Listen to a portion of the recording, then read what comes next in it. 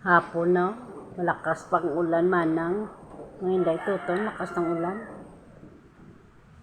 Magmemerenda kami ni Manang ng sweet corn. Binili niya to na, binigay sa amin to ni Inday Giselle, oh. Niluto namin. Kasi hindi pa to luto nung binigay niya, niluto namin. Bagong pitas. Ang sarap. Matamis yung sweet corn dito. Tapol. Na mayroon kami yung tapol dito dati na violet nito.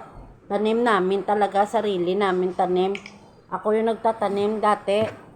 Pumupunta ako dun sa tawag sa amin dito, Pero kung kalabanan naririnig ko yan sa Bisaya, sa Tagalog, bundok. Pero tawag sa amin dito ng Ayun, mahirap magpunta kasi dun sa dahil nga laging umuulan, delikado kasi may maliit ka pang sapa na dadaanan. Kasi maganda doon ang tanim namin ito dati malalaki pa yan dito. Ilang beses na ako na-disgrasya sa motor. Yung last ko na-disgrasya sa motor, yung akala ko nga mamamatay na ako mga inday kag tuto mo. Kasi yung dala-dala ko pa yung mais, isang sako to balanang, no? Isang sako, bit ko yung isang sako. O wala pa ng forma, alis na ako dito. Si Inday Jutay ang kasama ko pag napunta ako sa bundok. Tawag sa amin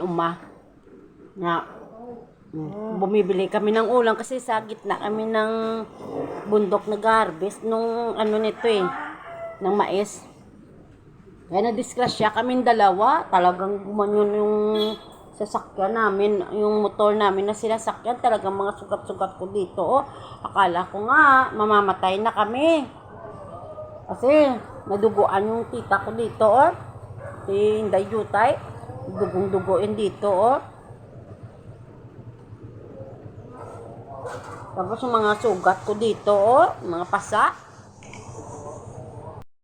Ang buhay mo pag sa bundok ka. Ang mahirap lang doon pag wala kang pagkain. Kailangan pag nandoon ka may bigas ka, may ulam ka. Bira doon mga fresh na pagkain. Gaya ng isda. Hindi ka doon na ng isda. Kasi wala naman kuryente doon. Wala naman doon rep. Kailangan laging tuyo. Nabibilad. Yung pagkain doon nila.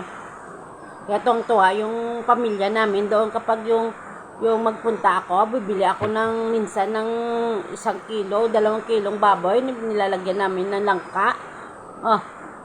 Parang festa. Pero lagi ako doon, nagkabay kami ng talong. Pag umuwi ako, marami kaming dalang talong, mga dala ko ng mga rabanos, no? Kapayas, rabanos, kalabasa.